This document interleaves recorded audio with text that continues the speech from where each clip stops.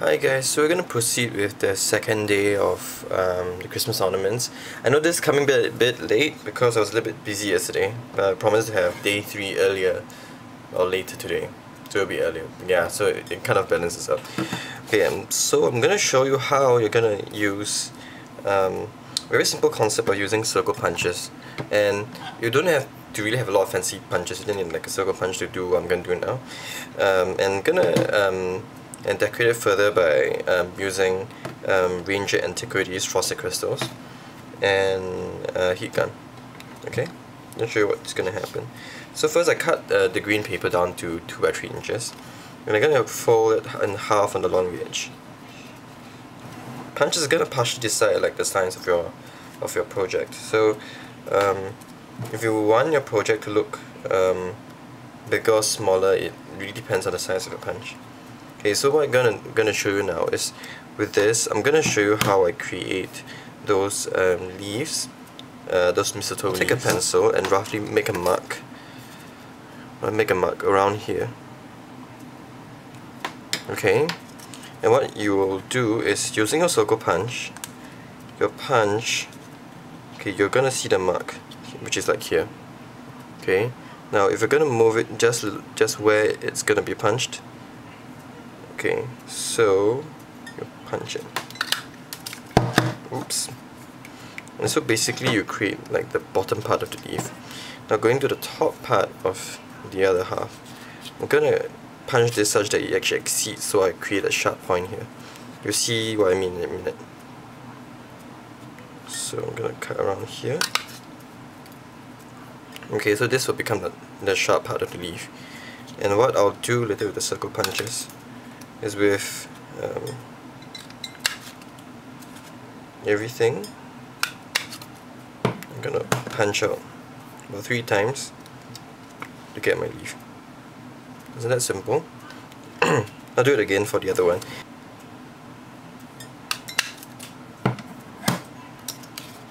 So here you have the other mistletoe leaf. And what I'm gonna go ahead and do is I'm gonna glue it all together, but before I do that, I'm gonna clean this mess up first. I'm gonna grab Versamark, and I'm gonna press my entire leaf down such that it is drenched with the Versamark ink. I'm gonna do that with 2 red punch outs as well. What's going to happen is, better close this. I'm going to put the Ranger embossing powder on them.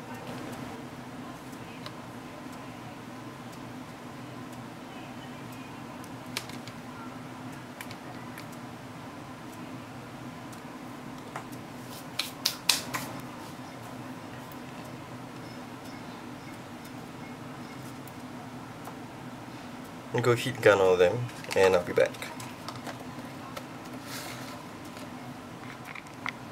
Okay, I'm going to go, after I've finished embossing them, I'm going to go ahead and stick them down. As you can see, the embossing has created more of like a slight shine, glossy kind of look.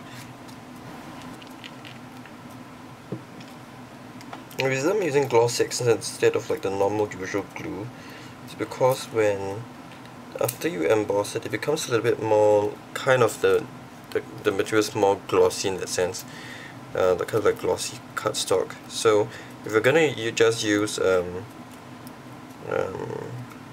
normal glue, right, it might not work as well. What I'm gonna do is punch a hole,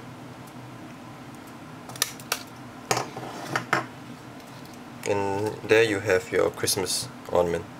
Very simple, very easy to make. And you can make like 100 of them if you want to, and hang them in Christmas trees. Okay, thanks for watching. Bye! Hi guys, so I'm going to try and create a Christmas tree for the day 3 of the Christmas ornament. And the base of it, I will use the Tim Holtz weather clock die.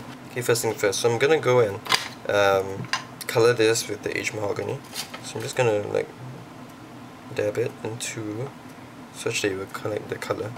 I'm gonna go do that, and be back in a while. Okay, so what I'm gonna do now is I'm gonna use wires, the copper wires cut to about 8 inches, and I'm gonna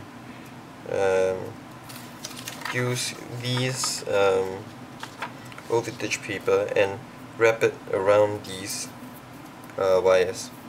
Okay, so how I'm gonna do that is I'm gonna just tear strips and strips of,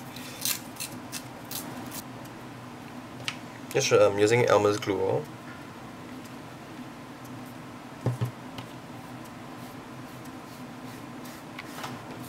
And so I made the pages to be adhered to the 3 wires already.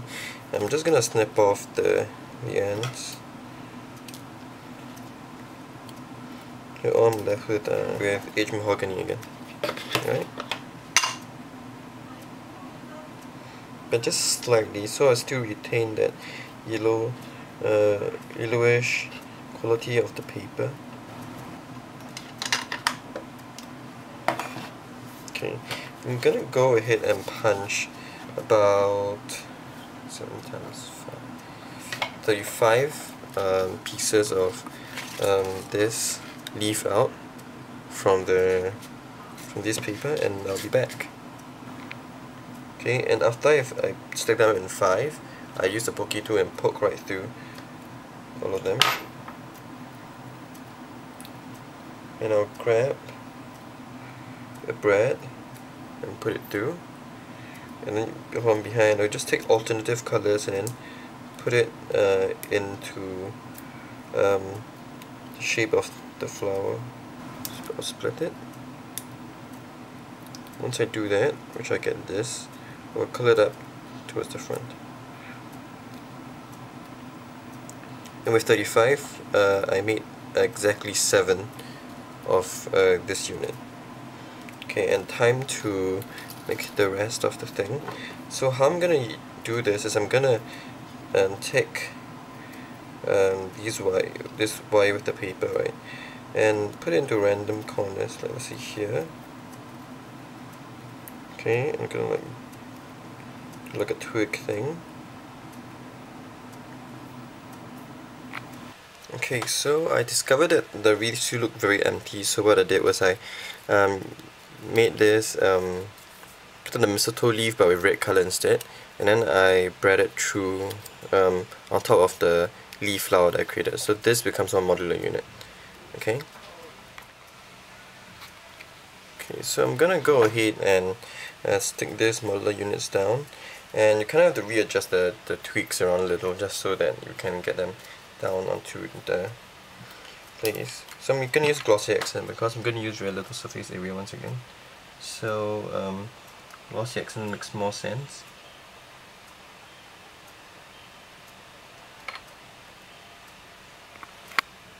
Okay, so I went ahead and glued these units down. At the same time I also got the buttons and then just put them on random places.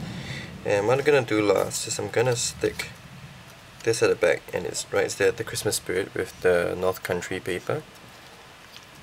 Okay, so this is the Christmas wreath, and this is Ornament Day 3. Hope you enjoyed. It's kind of like a old vintage kind of Christmas wreath with very untraditional colors because you have brown instead of green, right? Hope you enjoyed it, and catch you guys for day 4.